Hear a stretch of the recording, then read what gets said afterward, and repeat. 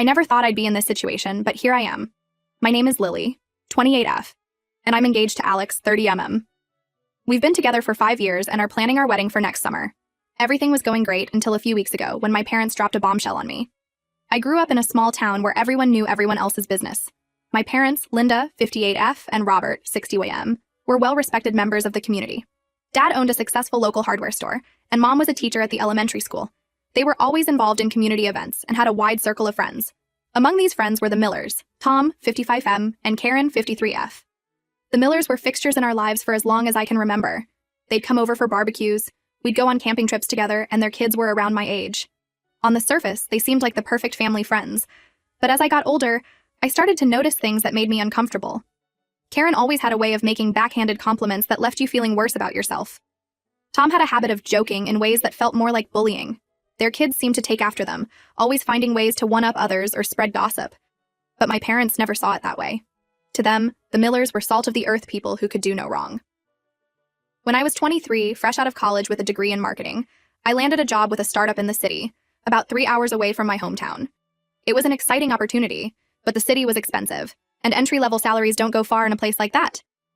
I was struggling to find an affordable place to live when the Millers made an offer that seemed too good to refuse. They owned a small guest house on their property in the suburbs, about an hour from the city. They offered to rent it to me for only $300 a month, a fraction of what I'd pay anywhere else. My parents were thrilled, seeing it as a perfect solution. They assured me that living close to family friends would make the transition to city life easier. At first, it seemed great. The guest house was small but comfortable, and the commute wasn't too bad. But soon, things started to change. The Millers, especially Karen, became increasingly involved in my life. She'd drop by unannounced, often when I was just getting home from work. She'd comment on the hours I kept, the clothes I wore, even the food in my fridge. Tom wasn't much better. He'd corner me when I was leaving for work, wanting to chat about politics or give me unsolicited career advice. It felt invasive, but I tried to brush it off. After all, they were doing me a favor with the cheap rent, right? Things got worse when I started dating Alex. We met at a coffee shop near my office. He was a regular there too, working as a software developer for a tech company. We hit it off immediately, bonding over our shared love of sci-fi books and indie music. He was kind, funny, and supportive, everything I could want in a partner. But the Millers didn't see it that way. From the moment they met Alex, they were cold and dismissive. They made snide comments about his background. He grew up in foster care, and even suggested to my parents that he was only with me for my money. Ironically, Alex makes more than I do. They started spreading rumors in the neighborhood that I was running wild in the city, staying out all hours with my delinquent boyfriend. The worst part was how they treated Alex when he'd come to visit. They'd make pointed comments about his clothes, which were perfectly normal, just not as preppy as they preferred, or joke about whether he knew who his real parents were. It was cruel and unnecessary, but whenever I tried to stand up to them, they'd act like I was being overly sensitive. The final straw came when the Miller's daughter, Zoe, 17F at the time, started hanging around me more. She was struggling in school and having issues with her parents, and I tried to be a supportive older friend. We'd talk about her problems, and I'd offer advice when I could. I thought I was being a good role model, but the Millers saw it differently. They accused me of being a bad influence on Zoe, claiming I was encouraging her to rebel against them. They even had a family meeting where they laid out all my supposed faults in front of my parents, my late hours, my inappropriate relationship with Alex, my negative influence on Zoe. To my shock and disappointment, my parents sat there nodding along, as if everything the Millers said must be true. After that, I knew I couldn't stay there anymore. I found a small apartment in the city, even though it meant stretching my budget to the breaking point. When I told the Millers I was moving out, they acted hurt and offended, as if I was being ungrateful for all they'd done for me. My parents were disappointed, telling me I was being hasty and should try to work things out with the Millers. I thought that moving out would be the end of it. I limited my interactions with the Millers to brief, polite exchanges when I'd visit my parents. Alex and I continued dating, eventually, moving in together and getting engaged. Life was good, and I thought I'd put the whole Miller situation behind me. Fast forward to now. Alex and I are planning our wedding, and my parents dropped the bomb. They want me to invite the Millers. I refused, explaining how much stress and anxiety the Millers had caused me. To my shock, my parents said if the Millers aren't invited, they won't attend the wedding. I'm heartbroken and confused. How can my parents choose their friends over their own daughter? I've tried explaining my side, but they won't listen. They keep insisting that the Millers were just trying to protect me and that I'm being ungrateful. They say I'm rewriting history and that my memories of that time are distorted. Alex is furious on my behalf, but he's letting me handle it. His parents, who are generously paying for most of the wedding, are bewildered by my parents' behavior. They've offered to uninvite the Millers themselves if it would help, but I know that would only make things worse with my parents. I don't want to cave in. The thought of seeing the Millers on what's supposed to be the happiest day of my life makes me sick. I can already imagine the snide comments they'd make, the way they'd try to make the day about them. But the idea of getting married without my parents there is equally devastating. Am I being unreasonable? Should I just invite the Millers to keep the peace? Or should I stand my ground? I feel like I'm being forced to choose between my mental health and my relationship with my parents. How did what should be a joyous occasion turn into this nightmare? Update 1. It's been a week since my last post, and things have only gotten worse. I tried to have a calm, rational conversation with my parents about the whole Miller situation. It didn't go well. I invited them over for dinner, thinking a face-to-face conversation might help. Alex offered to be there for support, but I thought it might be better to talk to them alone, hoping they'd be more open without feeling ganged up on. As soon as they arrived, I could tell they were on edge. Mom kept fiddling with her necklace, a nervous habit she's had for as long as I can remember. Dad had that pinched look around his eyes that he gets when he's stressed.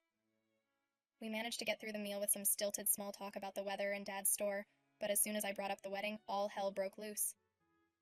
Mom burst into tears, accusing me of trying to erase their best friends from my life. She brought up all the times the Millers had been there. For our family.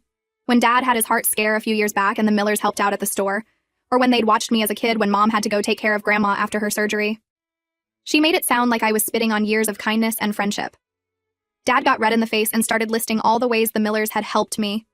Apparently, letting me stay in their guest house means I owe them eternal gratitude and a wedding invitation. He talked about how Tom had given me career advice, never mind that it was unsolicited and often condescending, and how Karen had looked out for me by keeping an eye on my comings and goings, completely glossing over how invasive it had felt. I tried to explain how the Millers had made me feel, how they'd spread rumors about me and Alex, how they'd invaded my privacy. I brought up specific incidents, like the time Karen had gone through my trash and lectured me about the takeout containers she found, or when Tom had cornered Alex and grilled him about his finances. But my parents weren't having it. They kept insisting that the Millers were just looking out for me, that I was too sensitive, that I was blowing things out of proportion. Mom said I was remembering things wrong, that I was twisting innocent actions into something malicious. Dad suggested that maybe I was projecting my own insecurities onto the Millers' genuine concern for me. The conversation quickly devolved into a shouting match. Years of pent-up frustration came pouring out. I told them how hurt I was that they never stood up for me, that they always took the Millers' side. I asked them why the Millers' feelings were more important than their own daughters. Mom said I was being selfish and ungrateful. She brought up how much they'd sacrificed for me over the years. The vacations they didn't take so they could pay for my college, the hours Dad spent helping me with my homework. She made it sound like I owed them this, like inviting the Millers was the least I could do to repay them for being good parents. Dad accused me of putting Alex and his family before them. He said I was choosing my new family over my real one, and that I'd regret it someday. I lost my cool and told them that at least Alex's family respected my feelings and decisions. That's when Dad dropped another bombshell. Apparently, the Millers have been investing in his business for years. He didn't go into details, but he practically admitted that he's afraid of what will happen if he doesn't invite them to the wedding. I was stunned. It felt like my parents were choosing money over me. I asked them point blank if their relationship with the Millers was more important than their relationship with me. They didn't answer directly, but their silence spoke volumes. The evening ended with Mom storming out in tears and Dad following her, but not before telling me that I needed to grow up and stop being so dramatic. He said I should think long and hard about whether I wanted to throw away my relationship with them over this. After they left, I broke down. All the stress and emotion of the past few weeks came crashing down on me. I called Alex and he came over immediately. I spent the night crying in his arms, feeling like my world was falling apart. He suggested we elope, but I don't want to give up on having the wedding we've been planning just because my parents are being unreasonable. I'm at a loss. Do I stand my ground and risk losing my parents? Do I give in and invite people who've caused me so much pain? How did a day that's supposed to be about love and family turn into this nightmare? Part of me wants to call the whole thing off and just elope like Alex suggested. Another part wants to go ahead with the wedding without my parents there. And a small, shameful part of me wonders if I should just give in and invite the Millers to keep the peace. I feel like no matter what I choose, I lose. If I invite the Millers, I'll be miserable on my wedding day and feel like I've betrayed myself. If I don't invite them and my parents follow through on their threat not to come, I'll always remember my wedding day as the day my parents chose their friends over me. How do I move forward from here? How do I make a decision I can live with? Update 2. It's been 2 weeks since my last update, and things have taken an unexpected turn. I received a call from my Aunt Sophia, 55F, my mom's sister. She'd heard about the wedding drama from my mom and wanted to hear my side of the story. Aunt Sophia and I have always been close. She's the cool aunt who traveled the world, never married, and always brought back the most interesting gifts from her adventures. Growing up, I admired her independence and free spirit, even though I knew my mom sometimes disapproved of her lifestyle. I spent over an hour on the phone with Aunt Sophia, explaining everything that had happened with the Millers and my parents' reaction. To my surprise and relief, she was completely on my side. She revealed some family history I wasn't aware of, shedding new light on the whole situation. Apparently, this isn't the first time the Millers have caused problems in our family. Years ago, when I was too young to remember, they spread rumors about my Uncle Jack, 57M, Aunt Sophia's ex-husband. The rumors nearly cost him his job at the local bank.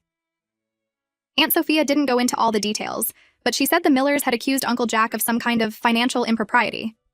The whole thing caused a huge rift in the family. My mom had sided with the Millers then too, causing a split between her and Aunt Sophia that took years to heal. Aunt Sophia said she'd always regretted not standing up to the Millers more forcefully back then. What really shocked me was when Aunt Sophia suggested that there might be more to my parents' relationship with the Millers than I knew. She thinks they're in some kind of codependent relationship, though she's not sure of the details. She mentioned overhearing conversations years ago about shared investments and mutually assured destruction, whatever that means. All of this new information left my head spinning. It made me wonder how long the Millers have been manipulating my family, and why my parents seem so unable or unwilling to stand up to them. Armed with this new information, I decided to reach out to my parents one last time. I spent days drafting and redrafting an email, trying to strike the right balance between assertiveness and understanding. I wanted to make my position clear without burning bridges completely. In the email, I laid out everything: how the Millers had treated me, how hurt I was by their choice to side with the Millers over me, and the information Aunt Sophia had shared. I was careful not to accuse them of anything, but I did express my concern over the level of influence the Millers seemed to have over them. I made it clear that while I love them and want them at my wedding, I won't compromise on the Millers. I explained that this isn't about holding a grudge, but about protecting myself and my future husband from people who have consistently tried to undermine our relationship and my independence. I told them that if they choose not to come, I'll be heartbroken, but I'll respect their decision. I ended the email by saying that I hope they'll choose their daughter over the Millers, but that regardless of their choice, I'm going ahead with the wedding as planned. It wasn't easy hitting the send button on that email. Part of me was terrified of their response, while another part hoped that laying everything out like that might finally get through to them. It's been 3 days since I sent the email, and I haven't heard back from them. The silence is deafening, but in a way, it's also freeing. I feel like I've said everything I needed to say. Now the ball is in their court. Alex has been incredibly supportive through all of this. He's offered to reach out to my parents himself, but I've asked him not to. This is something I need to handle on my own. His parents have been wonderful too. They've assured me that no matter what happens with my parents, I'm part of their family now. We've decided to proceed with our wedding plans. Alex's parents have even offered to stand in for my parents during the ceremony if it comes to that. It's not what I imagined, but I'm starting to accept that it might be our reality. I'm trying to focus on the positive, marrying the love of my life, surrounded by people who truly support and love us. But I can't help hoping that my parents will come around before it's too late. Every time my phone buzzes, I find myself hoping it's them, ready to talk things out. For now, all I can do is wait and try to stay focused on the life Alex and I are building together. Whatever happens with my parents and the Millers, I know I'm making the right choice in marrying Alex. He's been my rock through all of this, and it's only made me more certain that he's the one I want to spend my life with. Update 3. It's been a month since my last update, and a lot has happened.